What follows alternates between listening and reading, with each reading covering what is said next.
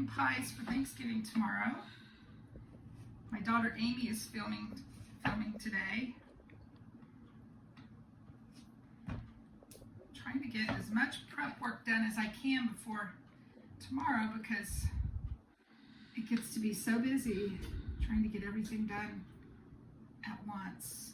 I only have one oven and it's not a huge oven, so Mr. Turkey's going to be taking up the oven for several hours tomorrow. I don't know, 3 or 4 hours, I'm not sure. Need to get that all figured out how long it needs to bake. But so anyway, it's just nice to have some of our work done the day before.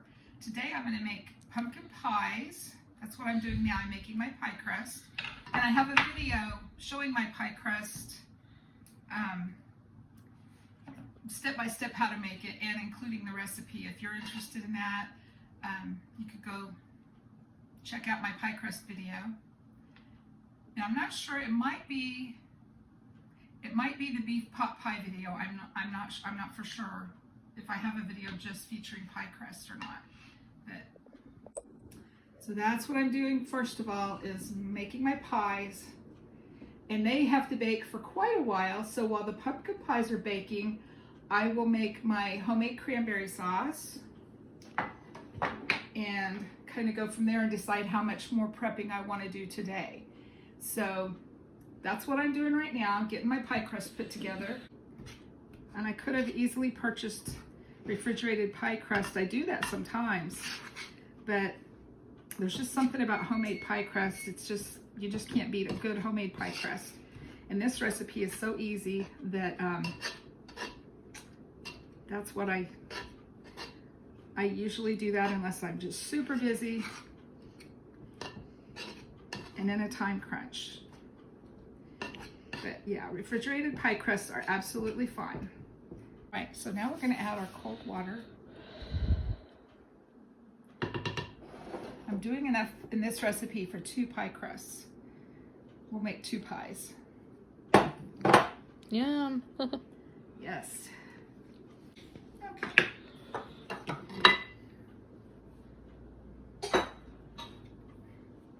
Now to get it in the pan, I fold it in half and then in half again, because it's easy to just pick up the 1/4 of a wedge there like that, and then I just very gently open it back up and lay it in my pan, in my pie plate. And of course, if you have any tears, you can pinch it back together and no one will ever know. And then just kind of adjust it, seat it down in here, make sure it fits up against the edges and everything very nicely. All right. And there we have our first pie crust in the pan. Now, I will get busy and roll out my second pie crust. Yes, I do like my rolling pin. This is really very nice. It's very lightweight, so it surprises me that it can do such a nice job. How many of you all know what cinnamon pie crust cookies are? I can remember at my grandma's house, and my mom used to do the same thing. When you trim your pie crust, the extra that's left over on the edges, these pieces here would get put on a cookie sheet with butter and cinnamon sugar sprinkled on top, and they bake in the oven. And then when they're done, there's little crispy pie crust cookies that when we were little kids, we used to just absolutely love to eat those. So I don't know why, I was just sitting here and I thought about that. And I thought, well, that's a good memory. To trim the edges of your pie.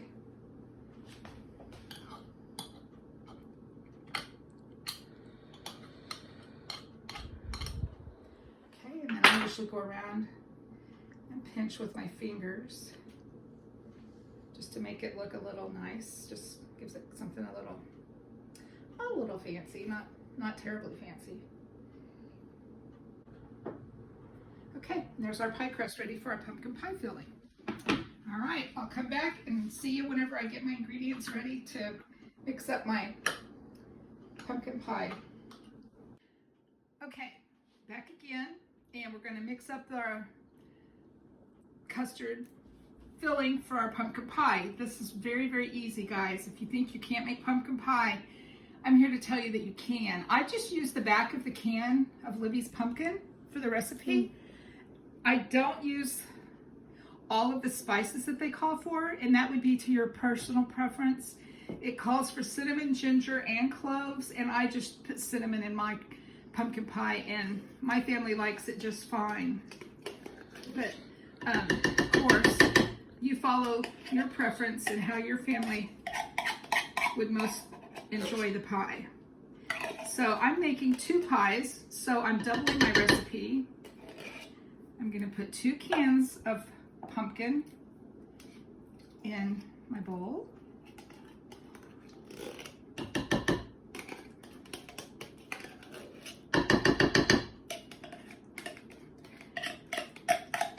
This always reminds me of baby food. Your favorite baby food was squash, Amy, really? And it was orange, and it looked exactly like this pumpkin looks today. That's funny, yeah. Okay, so we have our pumpkin. Each recipe calls for a 12-ounce can of evaporated milk, and I use the Great Value brand from Walmart. So there's one of our cans, and here's our second can going in. Alrighty. I also need 3/4 a cup of sugar for 1 pie. So since I'm making 2 pies, it will be 1.5 cups that I'll put in.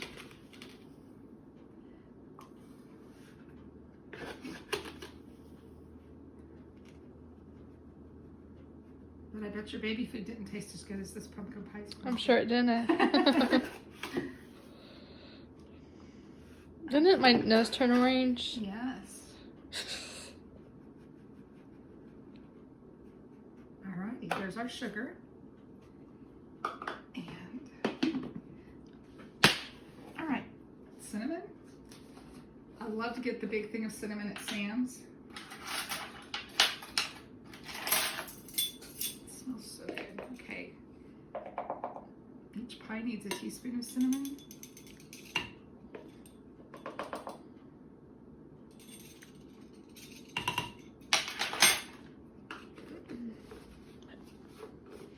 And of course, I'm going to check my recipe to make sure I didn't forget anything.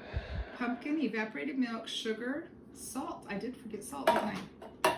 So I need half a teaspoon of salt per pie. So to double that, I will be putting in a teaspoon. And of course, I just use the palm of my hand to measure. All right.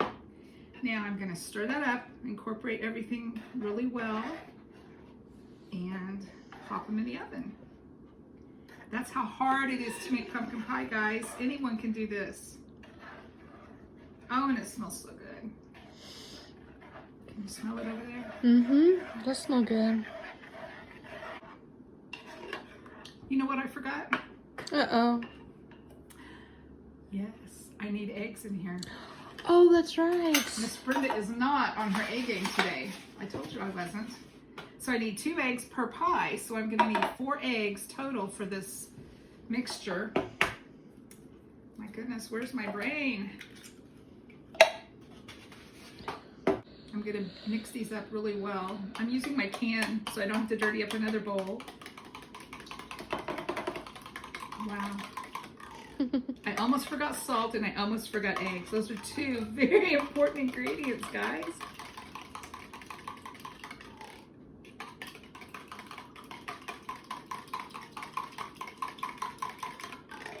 All right, I've got the eggs beaten and blended real well. So now I'll put them in and continue mixing. I'm glad that was an easy mistake to fix. Mm-hmm. I've had some doozies though through the years cooking. If you cook very much at all, you're gonna have catastrophes from time to time. So it's no big deal. Just smile and carry on. Eat bologna for supper when your recipe goes bad or something. We've had to do that. All right. Very nice. It's all combined. Looks really pretty. All right. So Another thing about pumpkin pie is the baking time. It has to bake for 425 for 15 minutes. Then you reduce your temperature to 350 and bake for 30 to 40 minutes additional time, or until I use a butter knife, and I'll stick a butter knife right in the middle of my pie, and when that comes out clean, I know my pie is done. So that's what we're doing.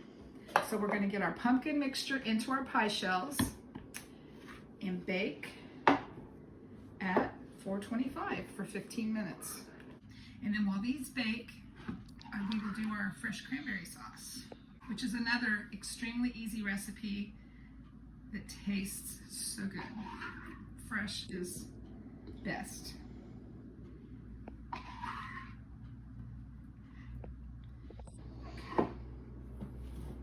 So I will get these in the oven and I'll be back. Talk to you again in a little bit. Hey guys, I'm back and we are doing our homemade cranberry sauce. I mentioned it earlier, and it's just a really easy recipe. I actually use the recipe on the bag of cranberries. I put 1.5 cups of water and 1.5 cups of sugar in my pan, and I will bring that to a boil, stirring to dissolve my sugar, and then I will add the cranberries. Let's get that turned on and started heating. I buy just in my produce department, fresh cranberries. These all look really nice too. So yes, we are gonna heat the water and sugar to boiling, stirring occasionally to dissolve the sugar. Boil for 5 minutes, and then add your cranberries. And you're gonna, after you add the cranberries, you're gonna heat it to boiling again, and you're gonna continue stirring. And probably for about another 5 minutes, you will hear your cranberries start to pop. You'll hear little pop, pop, pops, and that's how you know when your sauce is ready. When the cranberries pop open. Okay, I've got our water boiling now. It's at a nice boil. And I went ahead and rinsed my cranberries and picked through them to make sure there were no berries that didn't look fresh. And mine, as far as I could tell, looked, oop, here's one. I thought I got them all. But as far as I know, they all looked really good. So I'm going to add my cranberries at this point. And go ahead and continue cooking. Get that to boiling again. And then after it starts boiling again, it'll take about 5 minutes. And when these are done, I'll be putting them in my, this was my grandma's candy dish. And I found that a batch of cranberry sauce fits just perfect in here, and it looks really pretty on the table. So that's what we'll be doing.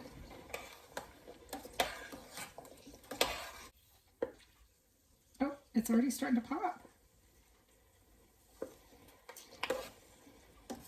Hope you guys can hear the popping. As the cranberries pop and cook, they will thicken up, and then we'll put them in the refrigerator overnight, and tomorrow it'll be almost a jelly consistency. Pop, pop, pop. As they cook, you can see the consistency changing. They're thickening up.